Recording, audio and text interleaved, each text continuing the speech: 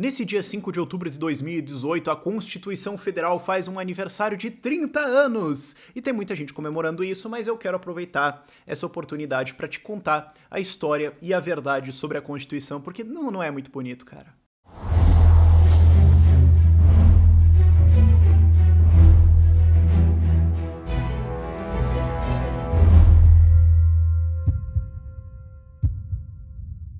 Porque muita gente tem um respeito, assim, absoluto pela Constituição e, cara, não deveria ser assim.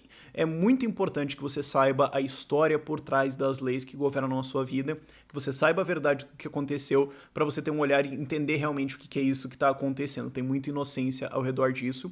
E a fonte principal é esse livro aqui, 1988, Os Segredos da Constituinte, mas a gente vai ter várias outras discussões ao longo disso, especialmente uma discussão lá no final, sobre a própria validade de uma Constituição. Mas vamos lá. Então, desde 1971 existia um impulso para ter uma Constituição, mas foi só em junho de 85 que o José Sarney, vice, que acabou assumindo a presidência porque o Tancredo Neves morreu, encaminhou uma carta para o Congresso falando, olha, façam uma constituinte aí, e aí a gente teve as eleições, então, para eleger os constituintes e formar toda essa coisa linda e maravilhosa, que não é linda nem maravilhosa, mas que começou a operar em 1º de fevereiro de 1987, foi o dia que abriu-se e tudo mais, e aí falaram, vamos fazer um anteprojeto, né, vamos fazer um ensaio, né, você não sai pro jogo assim sem treinar antes, né.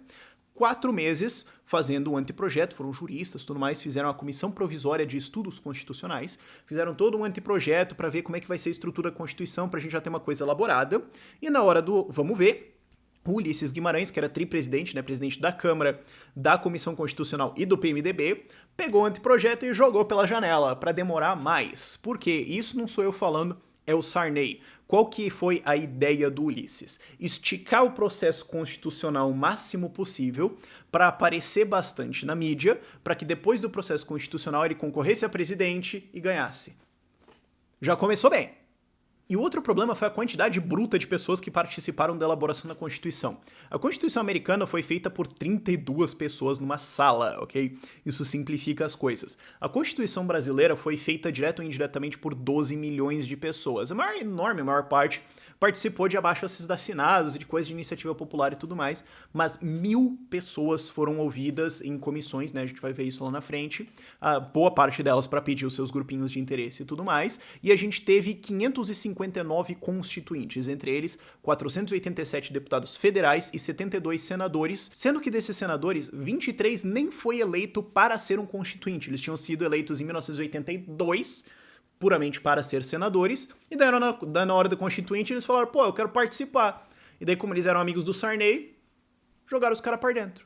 E um dos resultados disso, foram todas as desgraças que a gente vai ver ao longo desse vídeo, é o fato que a nossa Constituição é a 3ª maior do mundo, com 54.488 palavras, perdendo apenas para a Constituição da Nigéria e da Índia. Então a chance de contradições que você tem, a chance de problemas de insegurança jurídica, a chance de várias coisas lá dentro darem errado, é enorme, mas claro, teve que ser desse tamanho para abarcar todos esses interesses e todo esse processo constitucional esticado pra caramba pelo Ulisses Guimarães. Outro problema a ser criticado na Constituinte é que nem todo mundo lá dentro, assim, tinha um grande apreço pela democracia. Eu também não, porque eu sou anarcocapitalista. Eu gostaria que não tivesse Estado, mas isso aí é outra questão. O fato é que a gente tinha 217 constituintes que tinham atuado em partidos de apoio ao regime militar, e a gente tinha 32 constituintes declarados de esquerda, autodeclarados. Então, assim, não curtem tanto democracia quanto eles curtem ditadura do proletariado. Então, boa parte da Constituinte não era muito afim desse negócio de as pessoas assim votarem e decidirem as coisas, e sim de controle vertical, o que explica um pouco da Constituição. E outra coisa a ser analisada é a composição ideológica da Constituinte. Muita gente fala, não, essa Constituição é muito de esquerda, ela é comunista, porque de fato ela tem esquerdagem pra caramba, mas como eu falei, só tinha 32 pessoas de esquerda realmente lá dentro, entre elas o Lula, que se diz que ele não fez muita coisa, na verdade, ele só tava lá pra puxar interesse sindical, e segundo o próprio Aécio Neves, pra jogar no time de futebol que eles tinham, e ele só entrava nos últimos 10 minutos, porque segundo o Aécio Neves ele era perna de pau, e isso ia atrapalhar o negócio. E como o Lula não foi entrevistado, não conseguiu responder isso. Mas enfim, você tinha pouca gente de esquerda, E as pessoas que se alinhavam a uma ideologia de centro-esquerda eram 23% contra 32% de centro, 24% de centro-direita e 12% de direita, sendo que 12% de direita e 9% de esquerda. Então estava mais pesado pro lado de direita do que de esquerda. Inclusive, se você somasse PMDB e PFL, você vai ter 431 constituintes contra 32 de esquerda. Isso é 13-1. Então, assim, tava pesado pro lado de direita. Como é que acabou de esquerda? Bom, primeiro que isso é uma boa lição agora que a gente vai ter eleições agora no domingo. Porque, assim, a galera fala, ah, não, mas presidente. Congresso também faz um estrago desgraçado. Foca nisso aí, cara, é importante pra caramba. Porque senão você tem uma minoria muito organizada que consegue mandar na coisa toda. Mas como é que a esquerda conseguiu acabar controlando o negócio inteiro? Bom, tem um nome, na verdade tem dois, e se chama Fernando Henrique Cardoso e Mário Covas. E na verdade tem um terceiro nome que se chama Carguinho. Que o que aconteceu? O Mário Covas foi muito bem votado, mas quando foi feita a distribuição de cargos para fazer toda a Constituinte, o Mário Covas acabou com um saco cheio de nada. Ele não ganhou cargo nenhum. Daí ele foi lá chorar pro relator do regimento da Constituinte, Fernando Henrique Cardoso, falando: Fernando Henrique, eu acho que eu mereci um cargo, me dá um cargo. Aí o Fernando Henrique falou: tá bom, vamos te dar um cargo aqui. Qual é a função desse cargo? Apontar os relatores da Comissão Constituinte. Aí o Mário Covas foi lá e apontou todos os relatores de esquerda. Valeu, Fernando Henrique Cardoso. Você acha que a gente ia esquecer, né? Vamos lembrar disso aí. E já que a gente tá falando de comissões, vamos falar então da estrutura da Constituinte. Como eu já falei, você tinha o regimento, cujo relator era o Fernando Henrique Cardoso, 8 comissões embaixo dele e 3 subcomissões dentro de cada uma delas, ou seja, já começou inflacionando a subcomissão para todo lado.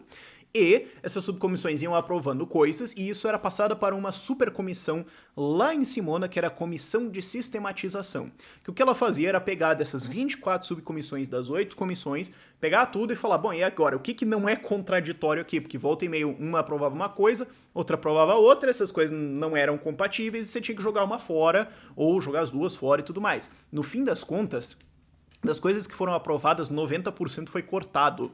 Então, essa comissão de sistematização tinha muito poder para decidir o que vai acontecer realmente. Porque você podia ter uma subcomissão que fez todo um puta trabalho lá, discutiu, debateu, não sei o quê, e daí os 93 constituintes dessa comissão de sistematização podiam olhar e falar, ah, dane-se, e jogar a coisa fora e fazer qualquer outra coisa em cima que eles quisessem.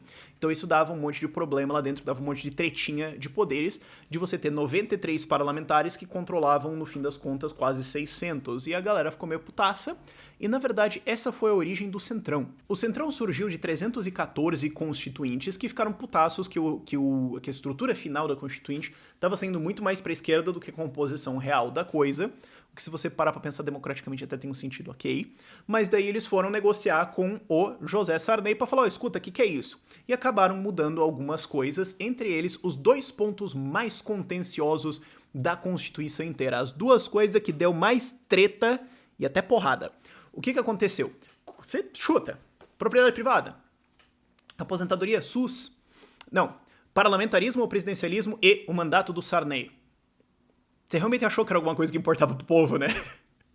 Ah, cara, eu também, quando eu tava vendo o negócio todo, eu também achei que era. Mas o que aconteceu? Bom, primeiro que o Sarney queria que fosse presidencialismo e a coisa tava sendo parlamentarista, e ele queria que o mandato dele, que de 6 anos, fosse reduzido pra 5, e o Ulisses queria reduzir pra 4 pra poder concorrer à reeleição rápido. Então o Centrão fez uma negociata lá com o Sarney e tudo mais, vamos negociar, dá umas coisinhas aqui, vai umas coisinhas lá, papapá, e a gente baixa pra 5 e muda o negócio pra presidencialismo, e no meio do negócio eles esqueceram, e é impossível você achar que eles realmente esqueceram de boa fé, na verdade, foi provavelmente algum acerto, esqueceram de tirar o poder de medida provisória, que é uma coisa de parlamentarismo, e aí ele ficou lá, então você tem um sistema presidencialista com medida provisória, que é coisa de um sistema parlamentarista, e você acaba com uma superpresidência, que foi uma negociação do Centrão com o Sarney, porque eles estavam querendo organizar mais a coisa. E no fim das contas o Centrão não conseguiu passar tantas coisas assim, não conseguiram tomar conta do negócio, mas os caras tentaram. E uma coisa que você pode estar curioso, e é uma curiosidade muito boa, você faz boas perguntas. Qual foi a principal moeda de negociação? O que foi? Radiodifusão. Porque caso você não saiba, para você ter uma TV ou rádio no Brasil, você tem que ter uma licença estatal. E isso não realmente faz sentido. Isso foi criado pelo presidente Hoover e Roosevelt lá nos Estados Unidos no fim da era progressista e no New Deal, com o intuito único e exclusivo de controle estatal da mídia. Já existia um sistema prévio totalmente privatizado, sem licenças, eles estatizaram isso para criar licenças e tudo mais, e depois o Roosevelt usou isso para supressão política, mas de vago.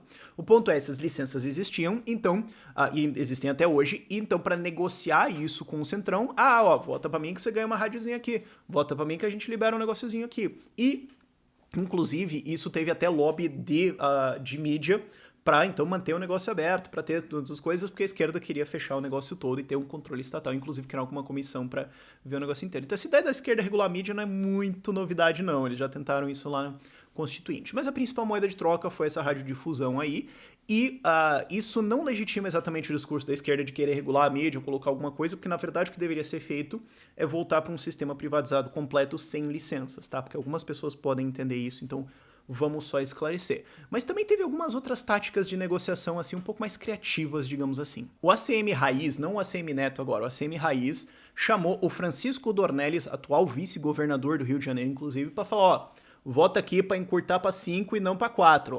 Vamos convencer o seu voto aqui. Dornelles falou não, e aí que os relatos divergem um pouquinho. Dornelles diz que ele só foi puxado pela gravata e sacudido um pouquinho, enquanto tem alguns relatos que dizem que os caras levou uns petelecos mesmo, né, que meio que dá umas porradas no cara. No fim das contas, o voto dele não virou, de fato o Rio de Janeiro queria expulsar o Sarney rápido pra caramba, e daí o Dornelles votou com o que o estado dele queria, tanto que ele tá na política até hoje. Mas foi feita essa tentativa de intimidação, então assim, mas o bagulho foi louco, cara. E daí não no caso da reeleição, mas no caso de várias outras votações, a gente também teve vários mecanismos criativos para você conseguir encontrar consenso e fazer a coisa passar, porque tinha aquela pressa de vamos fazer logo, vamos passar logo, vamos resolver isso aqui logo, mas você não conseguia fazer direita e esquerda concordavam naturalmente, porque você ainda tinha dicotomia socialismo ou não. É importante lembrar que isso foi antes da queda do Muro de Berlim, então ainda tinha muita gente que achava que o socialismo funciona. Hoje tem menos, mas enfim, ainda tem uma galera, isso aí é outro assunto, mas era difícil de resolver as coisas. Então, um dos artifícios inventados foi um termo que aparece 112 vezes na Constituição, que é o na forma da lei. Como é que isso funciona? Vamos fazer uma regulação de propriedade na forma da lei. Qual que é a forma da lei? Não sei, vamos definir depois. Então a gente coloca, vai ter uma coisa assim, e depois lá na frente a gente vai ver como é que a gente vai regulamentar o que a gente vai passar de lei, o que vai ser ou não vai ser isso aqui, mas o negócio passa. E isso também cria uma situação onde os dois lados podem cantar vitória. Porque daí a esquerda pode falar, olha, eu consegui fazer uma regulação aqui da propriedade privada, agrária, não sei o que, alguma coisa aqui, e a gente vai ver lá na frente, mas a gente conseguiu passar. E a direita pode falar também, tá vendo? Vencemos a esquerda, passamos um negócio aqui que vai ser na forma da lei, e a lei ela tem uma forma, então é muito importante você ter uma forma e uma lei, aí você junta os dois e vai ficar bom. Então aqui, eu representei você, vote em mim, porque claro, os caras queriam se reeleger.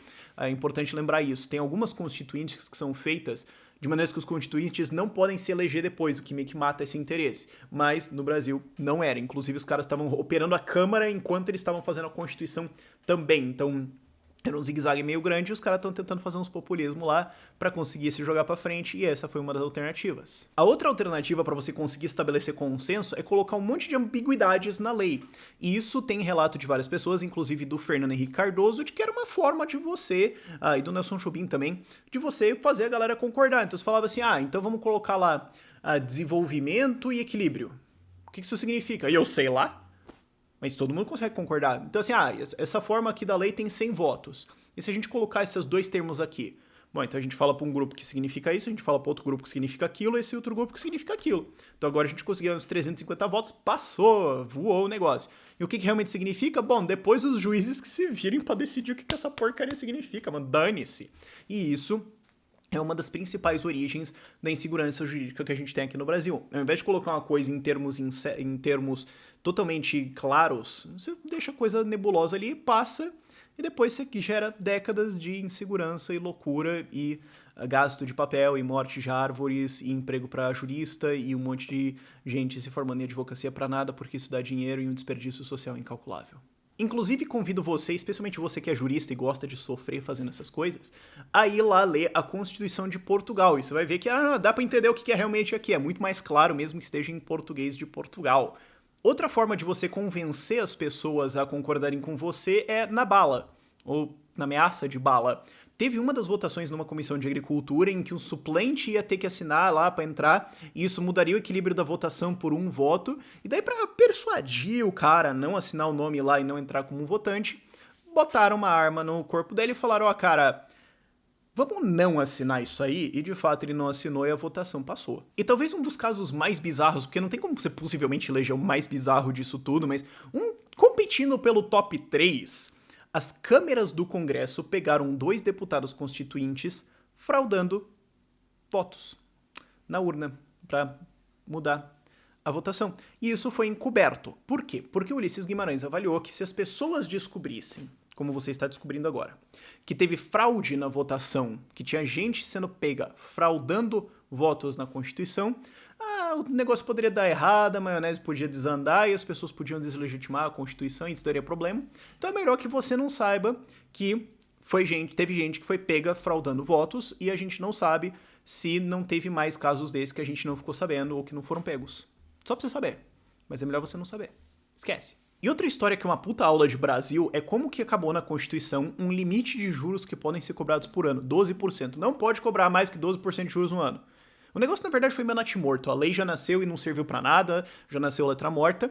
Mas como é que esse negócio acabou lá? Bom, um empresário chamado Fernando Gasparian, que também era deputado constituinte, faliu e resolveu culpar banco. Aí ele resolveu, vou me vingar aqui, vamos colocar um limite aqui. Não pode cobrar mais 12%, mais que 12% de juros ao ano, sendo que em 4 meses, em 1987, isso já tinha dado, a inflação já tinha dado 12%. Então, basicamente, era uma lei que dizia que banco tem que falir e acabou. E isso incluía bancos estatais também, porque limita os juros que eles podem cobrar e, na verdade, limita tudo e colapsaria a economia. Mas, bom, o cara jogou o negócio lá. O negócio foi de maneira geral ignorado, até que um outro sujeito chamado Ronaldo César Coelho, que era banqueiro e constituinte, votou contra a bancada ruralista. Votou com a galera de esquerda lá, contra os interesses da bancada rural. Aí a bancada rural falou, bichão, vai ser assim. E votou a favor de colocar um limite de juros de 12% para ferrar o cara que era banqueiro. Então, sim, a bancada ruralista, meio que de vingança para mandar um recado para um cara, mandou uma lei, mandou uma coisa dentro da Constituição que basicamente colapsaria a economia brasileira. Então, só para você saber que isso acontece. E, é claro, teve risco de golpe militar durante a Constituinte. As Forças Armadas queriam colocar para dentro o artigo 142, que cria um poder moderador que diz assim, intervenção militar constituinte, né? Que agora você vê um monte da galera de intervenção militar chamando esse artigo, que diz assim, se a festa estiver muito zoada, o exército pode chegar lá e falar, mano, chega, ok? Eles mandaram esse texto e falaram, é pra votar. E aí um pessoalzinho lá, especialmente uma pessoa, pensou em não votar, e o exército foi lá e falou, mano, vota isso aí, senão a Constituinte acaba amanhã, vota essa porcaria logo. E foi votado. E finalmente, também competindo pelo top 3 coisas mais absurdas que rolaram na Constituição, foi a alteração de texto aprovado no plenário, sem autorização para isso, para melhorar, entre aspas, digamos assim. Não ficou bom, vamos alterar aqui. Não, mas escuta, não foi votado. Pois é, mas dane-se. E, inclusive, uma delas foi o Fernando Henrique Cardoso que fez para colocar a autonomia fiscal das universidades. Lembra do caso lá do Museu Nacional? E daí a galera percebeu que a UFRJ tinha autonomia para decidir o orçamento do Museu Nacional porque eles tinham autonomia fiscal? Então, quem criou isso foi o Fernando Henrique Cardoso, mudando o texto, sem autorização. E daí depois eles falaram, pois é, então, a gente alterou isso aí e vai pro texto final da Constituição. Então, gente, só para não dar um bafafá, vamos só votar de novo aqui, só porque eu alterei, aí vocês votam isso de novo. E, de fato, teve um monte de votos a favor, passou bonitinho e não deu em nada. Mas isso aconteceu. Então, assim, esses exemplos todos são da Constituinte, eles já são o suficiente pra você ficar, mano do céu, como é que é possível uma coisa dessa? De fato, é verdade, mas isso pode estar acontecendo hoje, enquanto você tá assistindo esse vídeo, inclusive, a não ser que você tá assistindo de madrugada, mas talvez na sua Câmara de Vereadores, na sua Câmara de Deputados Estaduais, no Congresso, no Senado, isso pode estar acontecendo em vários lugares diferentes hoje, esse tipo de influência de votações. Então, assim, saiba que isso existe, que é assim que leis são produzidas, e isso volta àquele velho ditado que o Bismarck, um dos criadores do fascismo, na verdade, mas enfim, falou sobre leis e salsichas. Você não quer ver como elas são feitas. Mas é bom ver e saber porque é assim que elas são feitas, e é isso que governa a sua vida, ok? Tá ficando mais libertário agora? Tá funcionando? E além dessa zona toda de como a Constituinte foi feita, a gente tem gente investigada e condenada por escândalos de corrupção entre os constituintes. Quantos condenados você acha que tem? Eu também achei que era mais quando a gente começou a investigar, mas são só 3. Roberto Jefferson, Luiz Inácio Lula da Silva e José Genuíno. Eles estão condenados, né, por escândalos de corrupção, mas fora isso você tem um bom pessoal aí sob investigação, entre eles o Delfim Neto, o Aécio Neves e o Michel Temer, estão sendo investigados aí. Aí você se pergunta, mas por que não tem mais? Não deveria ter? Bom, o problema é o seguinte... Muitos deles pararam a carreira política logo depois, não seguiram muita coisa, então só tá sendo realmente pego por alguma coisa a galera que seguiu bastante, né? O Aécio na época era bem novo, ele tinha 28 anos de idade, a minha idade hoje, então ainda teve bastante espaço pro cara fazer alguma porcaria e ser pego, mas você tinha constituinte ali que tava já no fim da festa, né? Então não foi pego, talvez se tivesse alguma coisa lá atrás, não teria sido pego. E isso tem vários motivos. O primeiro é que assim, gente, mídia durante o regime militar não tinha muito, né, como fazer investigações. Além disso, até 1988, não tinha nenhuma uma lei de lavagem de dinheiro. Então, teve caso de constituinte que foi pego com uma puta quantidade de dinheiro na conta. Aí falou, eu ganhei. Tá bom, então você vai ter que pagar imposto de renda. Aí eu falei, pagou. E tudo bem. E ninguém sabe de onde o negócio veio. Então, assim... né? Tá estranho, mas não deu em nada. Só em 1998 a gente teve uma lei de lavagem de dinheiro para ir atrás disso, e originalmente ela foi feita para pegar traficante, não político. Foi meio que a lei de delação premiada do ficha limpa, né? A Dilma assinou a delação premiada e o Lula assinou a lei da ficha limpa e depois pensou, eu não devia ter feito isso, né? Foi meio que um desses casos assim. E também, naturalmente, uma das grandes defesas desses políticos é o foro privilegiado, que é uma grande fortaleza para você ser protegido contra investigações de corrupção. E só recentemente, lá pelos anos 2000, que a gente foi realmente ter varas especializadas em corrupção, um ministério público que conseguisse investigar e tudo mais. Você não tinha nem estrutura para ir atrás dos caras. Então, assim, a gente já sabe que tem um belo pessoal ali dentro... Bom, belo... De várias palavras, belo não é uma boa, mas você tem um pessoal ali que foi constituinte, que de fato depois se envolveu em escândalos de corrupção, mas tem um grande pessoal ali que a gente nunca vai realmente saber qual é o antecedente do cara, se ele estava eleito ali honestamente ou não, se não teve caixador de campanha, se não teve compra, se não teve isso, se não teve aquilo. E é bom lembrar também que eles foram eleitos em votação por papel. Se você tem hoje uma suspeita sobre voto eletrônico, saiba o seguinte, cara, pergunta pra qualquer pessoa que trabalha dentro de tribunal eleitoral, esse tipo de coisa. Votação de papel é muito mais fácil de fraudar, e a gente tá falando de eleições no Brasil nos anos 80, quando ainda existia muita trambicagem, cara. Você acha que tem hoje, cara? Tinha muita antes, então a gente nem consegue saber realmente se esses constituintes foram eleitos de maneira honesta para escrever a Constituição que hoje governa a sua vida. Mas aí você pode me perguntar, mas Rafael, e se a eleição dos constituintes tivesse sido feita certinha, se não tivesse nenhum corrupto lá dentro? E se o processo constitucional tivesse sido certinho, sem votação, sem tiro, sem porrada, sem intimidação, sem fraude, sem nada, a Constituição teria validade? Não, é claro que não. E o motivo é muito simples. Você não consentiu com ela. Rafael, e se eu consenti? Beleza, tá bom, você consentiu. Eu não, e a maior parte das pessoas vivas hoje também não. Esse é o problema. A Constituição não tem validade em cima de você porque você não consentiu com ela. Isso aí é uma coisa relativamente simples de entender. Mas algumas pessoas votaram nos constituintes. Você votou? Se não, já tá refutado, já não vale pra você porque você não teve influência nisso, não teve peso nenhum nisso. E das pessoas que votaram, várias podem ter votado num cara só pra impedir outro. Então isso não quer dizer que eles estavam consentindo que existisse uma Constituição, ou que existisse um tal ordenamento jurídico, ou que existisse o Brasil, pra começo de conversa. Isso só pode demonstrar, talvez, que eles só estavam votando contra algum cara. E só porque alguém votou em algum cara porque ele realmente queria que isso existisse, não quer dizer que ele vai concordar necessariamente com o trabalho final, porque não existe essa relação contratual.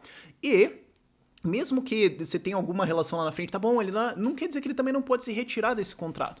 Todo contrato tem que ter uma cláusula de saída, assim como contratos de trabalho ou de casamento. Um contrato com um governo, não necessariamente com o Estado, mas com uma estrutura de governança, tem que ter uma cláusula de saída onde você fala, eu não quero mais participar. A Constituição não tem isso, portanto, ela é um contrato inválido. E o fato de que existem pessoas na sociedade dispostas a eleger representantes para criar um ordenamento jurídico e impor esse ordenamento em cima de você, sob ameaça de morte se necessário, para então governar sua vida, tomar sua propriedade e dizer o que você vai fazer ou deixar de fazer com seu corpo, só revela que existe um grupo na sociedade que nada mais é do que um bando de criminosos que quer governar a sua vida, que acha que é dono de você e do seu corpo. E, obviamente, eles não são. Você é dono de você mesmo, você é dono do seu corpo e você tem o direito de se associar ou deixar de se associar com quem você quiser.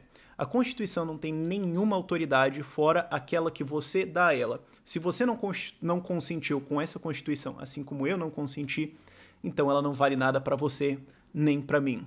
Espero que esse vídeo tenha acordado você para algumas novas ideias. Várias recomendações de leitura estarão na descrição, mas por esse vídeo é isso. Tchau, tchau.